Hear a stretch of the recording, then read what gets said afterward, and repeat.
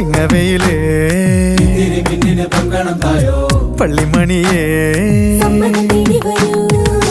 വെള്ളി നിലവേ അന്തിമുഖിലേ കരളേതൻ തോട്ടം കനിയാണെന്നിഷ്ടം അത് തേടാനെത്തും ഒരു മണിക്കിനാക്കിളി നിറമില്ലെന്നാലും അഴകില്ലെന്നാലും നുണയല്ലെന്നെന്നും ഇനി ഇവന്റെ പെണ്ണൊരുത്തിനി ഓമൽ ചിരിയോ ചെമ്പകപ്പൂവിതളല്ല